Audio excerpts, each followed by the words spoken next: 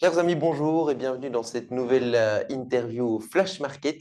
Alors aujourd'hui à mes côtés, j'ai le plaisir de retrouver Patrick Van der Hecken. Bonjour Patrick. Bonjour François, merci de m'inviter pour cette capsule. Eh ben voilà, tu nous avais déjà fait l'amitié de venir nous trouver au moment de la mi-novembre l'an dernier où la situation était un peu meilleure que ce qu'elle n'est aujourd'hui. Alors tu es cofondateur et gérant au sein de la maison Pure Capital. Oui, c'est ça.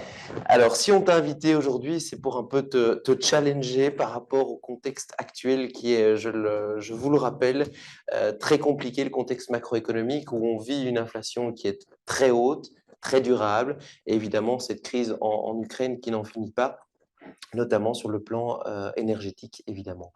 Alors, ce contexte brossé en quelques éléments, on le connaît depuis le mois de janvier, le mois de février, quand Vladimir Poutine a envoyé ses chars en Ukraine.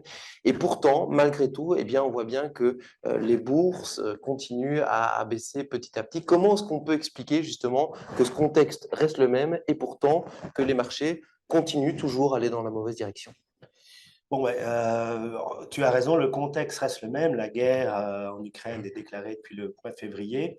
Maintenant, les choses qui ont un peu changé, c'est qu'on voit qu'elles s'installent dans la durée et que clairement, on constate jour après jour, mois après mois, les effets sur notamment les prix de l'énergie, les prix de l'électricité, et puis directement sur l'économie, sur la production et sur la consommation des biens et des choses. Et donc, clairement, on va de surprise en surprise au niveau de l'économie et clairement, on va mois après mois à découvrir une croissance qui sera moins forte, hein, puisque si on se passe encore au début d'année, on avait une croissance internationale, croissance mondiale à 3%, on va vers une croissance mondiale qui va aller vers plutôt les 2% pour cette fin d'année et les 2% pour au moins le début de l'année prochaine, avec clairement une récession en Europe, dont l'important sera encore à déterminer en fonction de ce qui va se passer notamment au niveau des consommations du gaz. Et là, ben, clairement, on découvre qu'on est fortement dépendant et finalement que peut-être l'hiver, on ne pourra pas le passer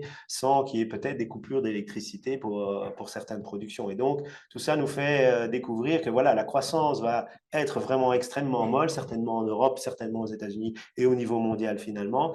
Et tout cela, en même temps, s'accompagne d'une inflation extrêmement forte, puisque comme tu l'as dit, l'inflation qui a commencé par certaines commodités et par les prix de certaines énergies est bien installée maintenant dans l'économie et on a des effets de second tour qui se sont clairement dessinés dans les salaires, qui se sont clairement dessinés dans le marché du logement avec des locations qui sont en hausse, notamment aux États-Unis. Et donc, on s'aperçoit qu'on va clairement vers un monde avec une croissance pour l'année qui vient qui sera encore moins bonne, avec des révisions à la baisse toutes récentes et avec des révisions d'inflation, elles, qui arrivent quasiment autour des 9% en Europe et aux États-Unis. Donc, ce sont des surprises qui s'installent un peu plus dans la durée que ce qu'on pensait clairement en début d'année. Donc, clairement, les marchés aujourd'hui, actions, retrouvent quasiment des plus bas de ce qu'on avait connu au mois de juin.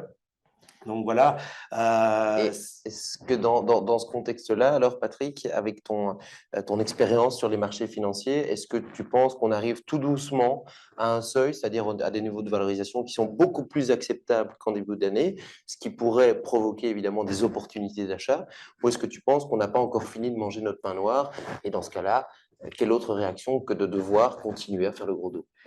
clairement, au début d'année, on avait des valorisations extrêmement tendues. On était à des taux d'intérêt extrêmement bas et donc avec des niveaux de valorisation et une euphorie des acheteurs et des investisseurs prêts à acheter un peu tout et rien.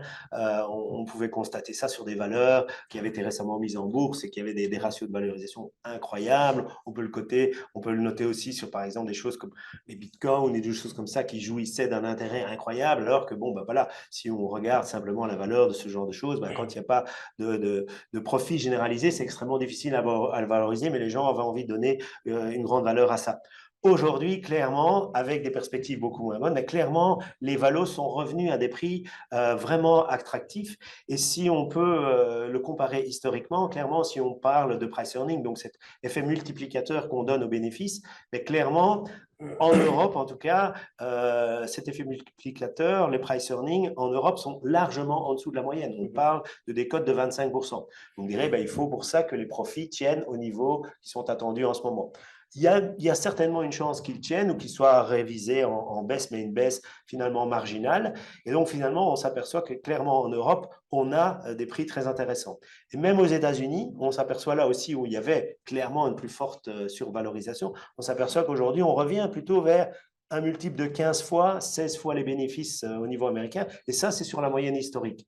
Alors clairement, est-ce que c'est le plancher? Ça, c'est la question au million de dollars. Probablement, on peut aller plus bas, mais clairement, parce que voilà, il peut demain avoir une nouvelle, M. Poutine qui fait une déclaration, un autre gazoduc qui est décidé de fermer, ce soir, une décision de la Fed qui va annoncer probablement sa troisième phase de hausse des taux d'intérêt de 75 points de base en quelques semaines.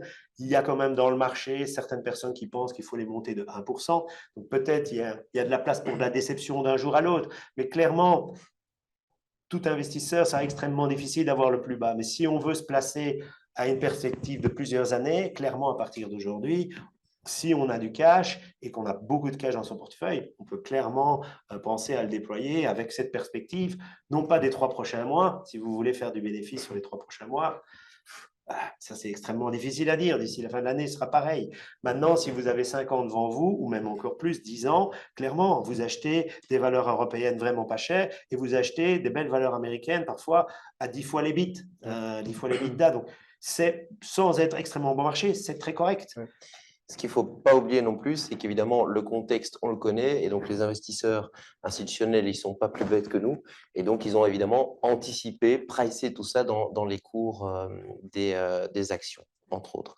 Alors, quand même, dans ce contexte très noir, une petite éclaircie, puisqu'on a connu pendant l'été, grosso modo, fin juin jusqu'au début août à peu près, vraiment une parenthèse enchantée sur les marchés financiers qui nous a tous fait du bien. Pourquoi? Parce que les entreprises ont sorti leurs résultats trimestriels qui étaient globalement bons et dans le contexte très difficile que nous connaissons, assez inespérés. Et aujourd'hui, on peut se poser une question toute simple, c'est de savoir si les cours des bourses sont faits par les entreprises, auquel cas on serait en droit d'être tout à fait optimiste, ou alors est-ce qu'elles sont, les cours de bourse sont faits par les investisseurs et aujourd'hui, clairement, ils sont méfiants, d'après toi? Clairement, les courses de bourse sont formées par les investisseurs qui décident d'acheter et vendre les titres sur la bourse et donc à se les échanger. Maintenant, l'entreprise est là pour créer le bénéfice, créer le cash flow. Et puis, ce sont les investisseurs qui décident du multiple qu'ils veulent bien payer pour ce genre de valeur. Donc, clairement, aujourd'hui, le marché est dans sa phase un peu déprimé, et donc les investisseurs ont un peu moins confiance et sont prêts à accorder des multiples nettement moins importants aux entreprises.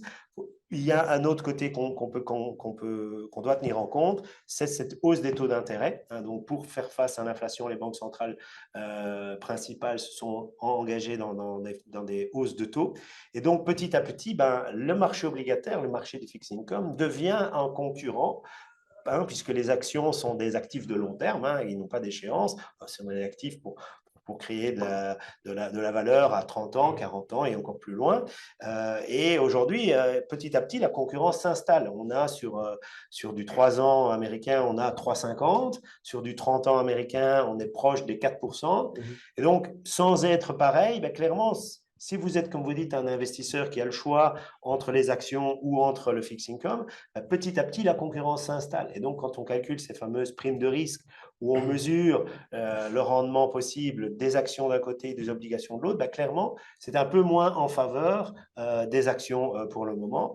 Et clairement, ce qui pousse certains acteurs à dire, aujourd'hui, je vais peut-être arbitrer une partie de mes actions vers peut-être du fixed income. En tout cas, c'est valable pour les investisseurs américains. Pour les Européens, c'est encore un peu plus compliqué puisqu'on a des taux beaucoup plus bas. Mais quand même, pour historiquement les 2 dernières années, on n'avait aucune possibilité d'investir dans du papier avec des rendements décents. On avait entre 0 et 1, si on voulait une obligation de qualité. Aujourd'hui, on arrive à quasiment sur les marchés une obligation relativement pas trop longue d'une bonne société européenne. On arrive à des rendements de 3%. Et ça, de nouveau, ça intéresse les gens. Et donc, ça donne de la concurrence par rapport au marché action. Ça redevient une alternative. Ça redevient une alternative. Et bon, pour les gestionnaires flexibles qui peuvent passer d'une catégorie à l'autre, pour les clients flexibles, ça peut redonner une certaine alternative. Là aussi, pour déployer le cash, Oui. petit à petit, ben voilà, clairement, on n'a pas peut-être pas passé le pic d'inflation certainement en Europe,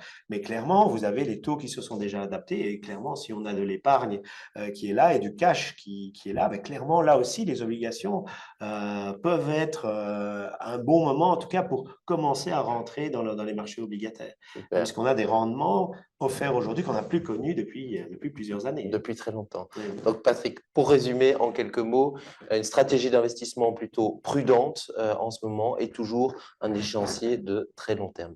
Voilà, merci d'avoir été avec nous, en tout cas.